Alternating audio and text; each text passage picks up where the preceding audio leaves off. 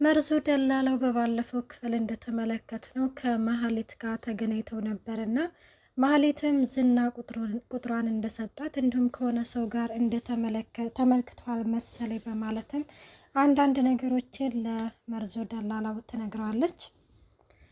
መርዙ ደላላውም የዝናን ስም ስትጠራለት ይህንን ስም የት ነው የማውቀው አዲስ አይደለም በማለትም ለማህሌት ይነግራታል። ለማንኛውም ይህንን ተይውና ወደ ጉዳይሽ ግቢ፣ ደግሞ እንዴት ነው የምታምሪው እያለም እንግዲህን እየነገራት ነበረ።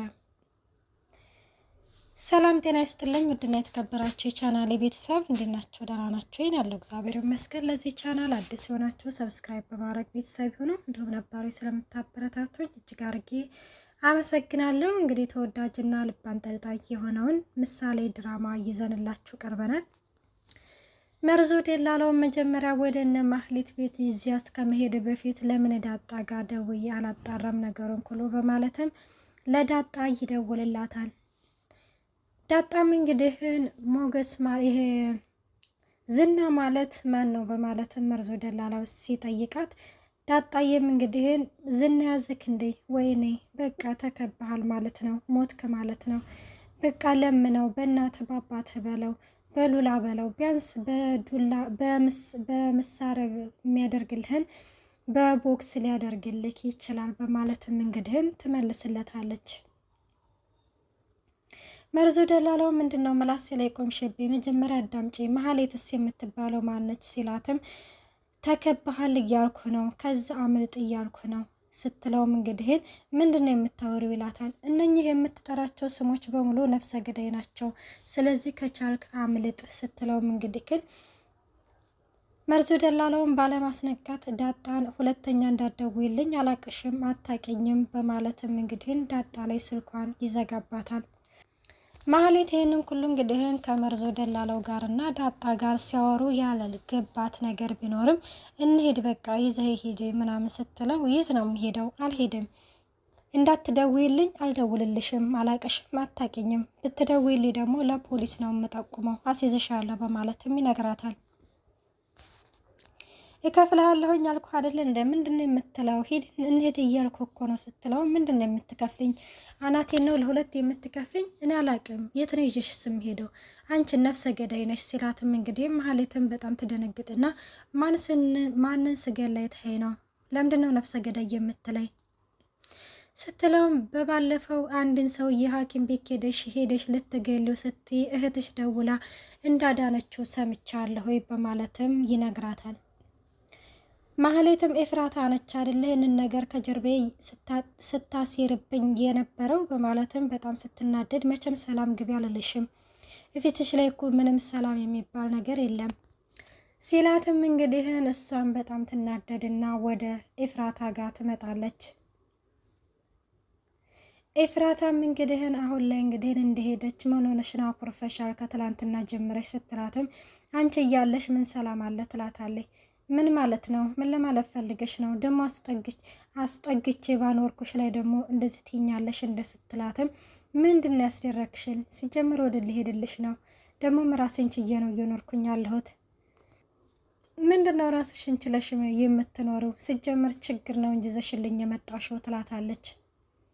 ችግር ነው መቼም ቢሆንም ከዚህ ከቤት አልወጣም ትላታለች። ልታስወጪ ነው በግድ ስትላትም እንግዲህ ይኸውልሽ እንደዚህ የምትይ ከሆነ ጓዝሽን ይዘሽ ውልቅ በይ፣ ምክንያቱም የምትሰርበት ወጥ ብረት ድስት ውስጥ ቶቦ የኔ መሆኑን አትርሽ። አንድ ሻንጣ ነች ይዘሻት የመጣሽው፣ ስለዚህ እሷን ይዘሽልኝ ሂጂ ትላታለች። ማህሌትም አሁንም በድጋሚ ከዚህ ከቤት እንደማትሄድ ትነግራታለች። ትሰሚያለሽ? እኔ ስለሆንኩኝ ነው ዝም ያልኩሽ፣ ሌላ ሰው ቢሆን ኖሮ እዛው በተኛሽበት ነበር ሲጥ አድርጎ መግደል ይላታል።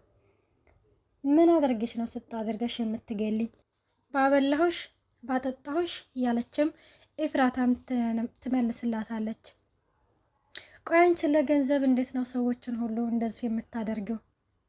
ብሩክን ሸሽው፣ ሞገስንም ሸሽው፣ ዝናንም ሸሽው፣ እኔ ነበርኩኝ የቀረሁት እኔንም ሸጥሽኝ በማለትም ትነግራታለች። አይ ሴትዮ አትጨቅጭቄ በቤቴ፣ ከፈለግሽ መውጣት ትችያለሽ በማለትም አሁንም ኤፍራታ መልሷ ነው። ዳጣና ደግሞ አሁን ላይ መርዙ ደላለው እንዲሁም ማነች የሞገስ ሚስት ሉላ እንግዲህ ሆነው ጠበቃው ጋር እንግዲህ ተመካክረው በአንድ ሊያገኙት እንትን ብለዋል። ጠበቃው በነገራችን ላይ ሉላን ውጭ ነበር የቀጠራት። እሷም ግን አይ ውጭ ከሚሆን ቤት ቢሆን ይሻላል በማለትም እንግዲህ እንትን ስትለው እሺ በቃ እንደዛም ከሆነ አሪፍ ነው በቃ እመጣለሁ፣ ታጥበሽ ተጣጥነሽ ምናምን ጠብቂኝ ይላታል። እሷም እሺ ምናምን ትለዋለች። ያንን ጀዝባ ባልሽን ከቤት አስወጣሽው ሲላትም አወድ ቤት አይኖርም። እሺ በቃ ይኸውልሽ ሉላ እስካሁን ያወራነውን ሪካርድ በሙሉ አድርጌዋለሁ። ስለዚህ አንድ ስህተት ለመስራት ብትሞክሪ ህጉ የኛ ነው፣ ህጉን ለኛ ተይው በማለትም ያስፈራራታል ማለት ነው። በነገራችን ላይ ሉላ እንግዲህ ነገሮችን ሁሉ ማለት ከነዳጣ ጋር ለማድረግ ነው የወሰነችው። አንደኛ ወይ ለመድብል እንዲሁም ወይ ለሆነ ሰው እንኳን ብትናገር አሪፍ ነገር ነበረ። እናም ውጭ ለወጥተው እንግዲህ ጠበቃውን እየጠበቁት እያለ ይደውላል ማለት ነው። እናም አንስተው እንግዲህ ደግሞ የዳጣና እንግዲህ የመርዙ ደላላው ጭቅጭቅ በጣም ነው ደስ የሚለኝና ምን ይላታል እንግዲህ ኮሚሽኔን ምናምን ይላታል ማለት ነው። አንተ ቆይ በአሁኑ ሰዓት ኮሚሽን ምናምን ትላለህ እንዴት አባቴ ተቀብዬ እሰጥሃለሁ እያልኩ አይደል ስትለው፣ አይ እኔ ኮሚሽኔን ነው የምፈልገው፣ ያለ ኮሚሽን እንድቻ አድርጌ አልሰራም፣ አለበተዛ እሄዳለሁ ሲላትም ኮሚሽኗን ብሯን ቁጭ አድርገህ መሄድ ትችላለህ። እኛ እኮ እንደ ወንድ አብሮን የኖረን ብለን ነው እንጂ እኮ ምንም እንደማትሰራለን እኮ እናውቃለን በማለትም እንግዲህ ትመልስለታለች። አሁን ላይ ደግሞ በመንገድ እንግዲህን እቺ መድብልና ምሳሌ እየሄዱ እያለ እንግዲህ መድብል አሁን ላይ ስለ ቅድስትዬንና ብሩኬን እንግዲህ ለመዳር ጉብቅጥ እያለ ነው። እንግዲህ ቤት ራሱ ትተዋቸው ይሄዳሉ እና በነፃነት እያወሩ ነው፣ እየተመካከሩ ነው እና ብሩክ ያው እንግዲህ ስለ ሞገስ ሀብት መታገድ እንግዲህ ይነግራታል። እንዲሁም ስለ ሉላ ለቅድስትዬ እየነገራት ነበረ። ቅድስትዬ እንግዲህ ሉላ እንዴት ይህም ሁሉ ዘመናት ይሄ ሲያሰቃያት እንዴት ዘመድ የላትም ወይ ምናምን ስትልም አንድ እናት ነበረቻት። ይገርምሻል ሉላ ከድሃ ቤተሰብ የተወለደች አይደለችም፣ ግን ስትመለከታ ከድሃ የተወለደች አትመስልም እያለም እንግዲህ ይነግራታል። ሞገስ ያን ሁሉ ሀብትና ንብረት ያጣው በእኔ ምክንያት ነው፣ ግን ደግሞ ቢለቀቅለት ደስ ይለኝ ነበረ። ታውቂያለሽ ከዚያ ሁሉ ነገር ውስጥ ግን ይችን የምታክል ክፍል ተከራይቶ እንግዲህ አስቀምጧት፣ እሷ እንኳን ለምንም ለደቂቃ እንኳን አልከፋትም፣ ሁሌ ፈገግ እንዳለች ነች። እኔ እንኳን ያንን ነገር ሁሉ አድርጊያት አሁንም አልተቀየመችም፣ ሁሌም እንደሳቀችና ፈገግ እንዳለች ነች እያለም እንግዲህ ለቅድስትዬ ይነግራታል። ቅድስትዬን ፍቅር ካለ ሁሉም አለ ያለችም እንግዲህ ደግሞም እንደነ ዝና አይነት ዝናስ ከልጅነቱ ጀምሮ ነው ወይ የወደዳት ሲልም እንግዲህ ሞገስ ከልጅነቱ ጀምሮ ነው ሉላን ያፈቀራት ማለት ነው። ሞገስስ እንዴት ነው ከልጅነቷ ይሄ ዝና እስከ ልጅነቷ ጀምሮ ነው ወይ ያፈቀራት ምናምን ስትለው፣ አይ ዝና ሁሉን ነገር በጉልበትና በገንዘብ የሚያስብ ሰው ነው፣ በገንዘብ የሚያስብ ሁሉን ነገር እንግዲህ ከተባለ ዝና ነው በማለትም ሲነግራትም መሀሌትም አለች ትለዋለች። አዎ እያለም እንግዲህ እያወራሉ ማለት ነው። በነገራችን ላይ አሁን ላይ እንግዲህ ቅድስትዬ ብሩክ እንዲድንላት ባፋፉ እያለች ነው እና በቃ ምናምን ሲላት ራሱን እንደ ይችን ብላ እንጂ ምናምን አልጣፍጠም እንደምናምን ስትለው እንደ ቅድስትዬ ጣፍጦ ነው የበላሁት እስካሁን ድረስ በልቼ ምናምን ሲል አይ ቶሎ እንድታገግም ትለዋለች። እንደዛ ከሆነ በግረዱልኛ ሲላትም እንግዲህ እንደ ታዳሱማ አይቀርም ትለዋለች ማለት ነው። እና በጣም ደስ ይላል። በነገራችን ላይ እንግዲህ የብሩክንና የቅድስትዬን መጋባት እንዲሁም ሰርጋቸውን ማለት ለማየት እንዲሁም ደግሞ መሀሌት ምን ትሆናለች የሚለውን እንግዲህ ማን ነው እየጓጓው? እኔ በጣም ነው የጓጓው በነገራችን ላይ መሀሌት እንዲሁም ምን ትሊሆን አሁን እንግዲህ ሁለት ዞሮ እርግጠኛ ናቸው መድብል ራሱ እናንተ ሁለታችሁን ካላጋባ ሆይ ምናምን ነው ያለው። እናም ጠበቃውን እንግዲህ ወደ ቤት መጥቷል። ከዛ በፊት እንግዲህ ቅድስት መድብልና ምሳሌ እየሄዱ እያለ መሀሌትና ዝና መኪና ውስጥ ተቀምጠው እያወሩ ነው። እሱ ምንድን ነው እንግዲህ ምን ሆነሽ ነው እንደዛ አፈሻ ምንድን ማለት የተሻመደ መሰለው ምንድን ነው እያለት ነበረ። መሀሌት አሁን ላይ ህይወት በጣም እንደደከማትና በጣም እንዳሰለቻት ለዝና ትነግረዋለች። ዝና በነገራችን ላይ የሆነ ምንም አይረዳትም።